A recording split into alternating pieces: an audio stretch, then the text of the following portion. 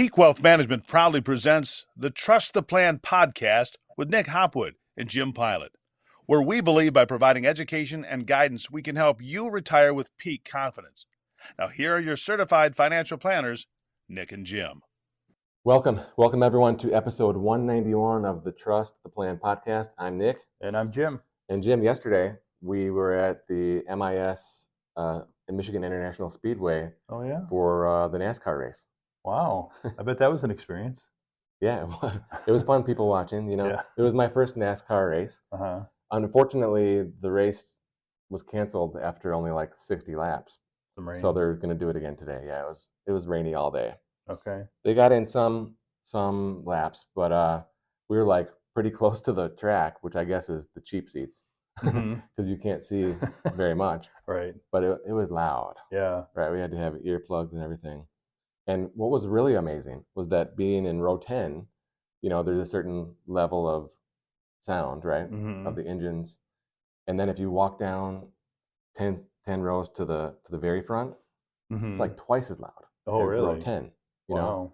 So I feel like maybe if you were at the top, you didn't need earplugs. Yeah. But when you're right in the front, and they're going 200 miles an hour. Yeah, it's loud.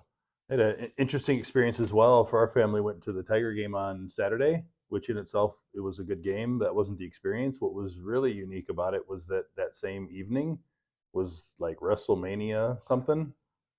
And the people that were down there, wrapped around Ford Field, I've never seen more people in my life trying to get in to watch an event, let alone wrestling. Nice. I haven't kept up with wrestling in the last 20 years or so. But yeah, I'm behind. Yeah, I can quote some 80s wrestlers, but that's about it. Yeah, but it was fascinating to see the pure amount of people down there. Cool. Standing in line to watch that. Excellent. No signs of recession, right? No. All right, so today we're going to be talking about the student loan situation, okay? So in the past on this show, on this podcast, we've talked about the forgiveness aspect of it, right? Like the 10,000 or 20,000 or whatever it was, which is not happening, right? But something different today. Yeah, it started with an article I came across, and this is all a result of the debt ceiling negotiation, right? Is they kept every time, because of COVID, they paused, hit the pause button on student loans, and they just kept extending. Well, part of the debt ceiling negotiation was, no more extending. People have to start paying their student loans again. So this had gone on for 42 months, which is crazy to think about how long that's been. But 42 months this has been taking place. And student loan payments are set to resume shortly. So the article I came across just talked about that situation being true for people, but there's a couple things that stood out to me with the article. This, because of COVID, they put the pause on these student loans, which was a lifeline for people, right? It said, we don't know what kind of transition you might be in. Maybe you can work, maybe you can't. We want to give you this leeway to not make these student loan payments.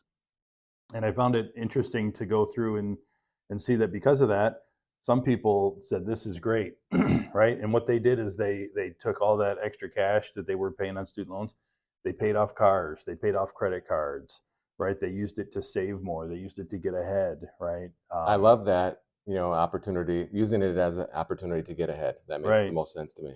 Right. And some interesting statistics were 40% of the people who were in this situation paid down debt. 37% used it as an opportunity to actually grow their savings. 28% actually added to their investments. And 24% were starting saving for a new home. So like you said. So that means basically 2/3 to 3/4 of people didn't do that stuff. That is a good observation. Yeah. And that was what became interesting about the article is, like you said, using this lifeline as an opportunity to do these great things and to pay down debt and to add to savings was awesome, right? And now that student loans are going to begin again, the payments are going to begin. Well, if you don't ever have car payments anymore or credit card payments, right? Now you can absorb those payments that are starting. So for that other group that took it as an opportunity to say, hey, look, I have more money in my pocket. Let's do more fun stuff. Let's do more fun stuff, right? So 53% of people who found themselves in that situation got a new credit card. So not only they went out and found more new debt to take on by getting a new credit card. 36% took out an auto loan. 15% took out a mortgage or a personal loan, and 24% overall said their debt obligations increased. So not only did they have a break from paying the loan, they went out and took on more loans.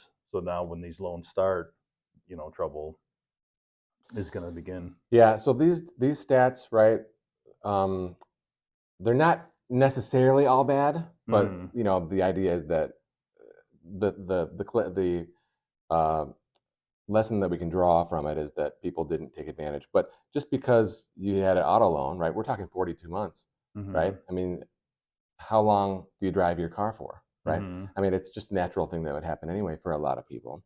Also, taking on a mortgage, right? Maybe they were going to do that anyway, right? So we can't draw that result from any one point. But when you start adding up a lot, there's a lot of analysts who are concerned about retailers like, now that a lot of my money each month is going to go back to this loan, I can't spend money at, at Best Buy or Amazon or Walmart or Target or whatever. I think that's a great point, right? Not all debt is bad debt, right? There's, like you said, doing a mortgage and things like that. So we don't want to skew the stats, but like you said, 85% of people believe they'll have hardship once the student loan payments begin. That is a very high number. Yeah. I mean, that's significant.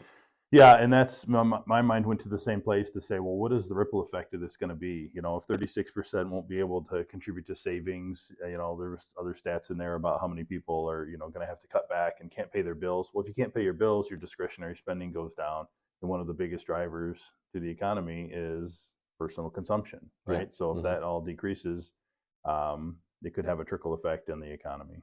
So I believe, and I don't have it in front of me, but I believe the number was $300 billion per year worth of repayments, right? That's what is it's going to go from 0 to 300 billion, which will be good for the federal deficit, right? But for the, for the general economy, we're sucking money out of the economy by 300 billion. And, 300 billion here, 300 billion there.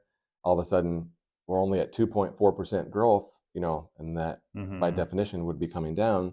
So is it a small hurdle or is it a major obstacle?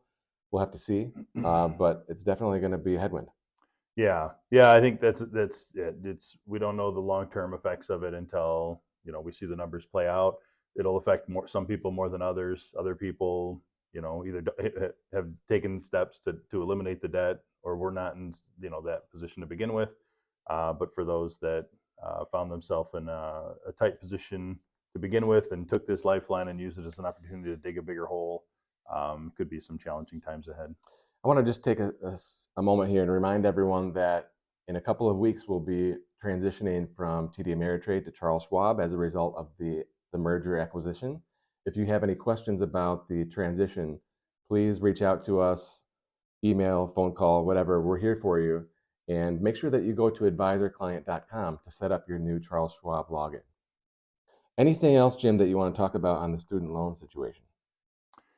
No, I think we covered it pretty good. It's just, to me, it wasn't necessarily about the student loan situation. What I found interesting, but it was if you receive a lifeline or you receive a gift, right? Is what are you going to do with that? How are you going to use that are you going to use it to better your situation, or are you going to use it to ultimately dig yourself a bigger hole? I wonder what the stats are. Is it half and half, or what did it turn out to be? But I could see that being the outcome. Well, thank you for that information. And once again, if you are listening to the podcast, check us out on YouTube, youtube.com/peakwealthmgmt, and please like and subscribe the episode. It really helps us out. And if you are interested in speaking with us further, if you'd like to set up a time to have a second opinion, please reach out to us and schedule online at peakwm.com. Peak Wealth Management thanks you for watching and listening to the Trust the Plan podcast, featuring certified financial planners Nick Hopwood and Jim Pilat. If you enjoyed our program, please subscribe and share. If you'd like to learn more about our services, please visit peakwm.com. peakwm.com today. See you next week.